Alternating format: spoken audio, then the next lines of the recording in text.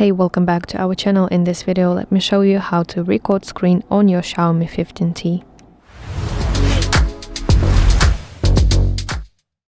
So it's very simple and easy to do. First of all, you have to drag down from the top right corner of your screen to enter Quick Settings panel, and here find icon that looks like camera, which is basically screen recorder function. But do not worry if it's not there, you just have to add it to your Quick Settings panel. So press edit button and here find screen recorder icon, which will be in the system toggles tab, and tap this plus icon and let's save it.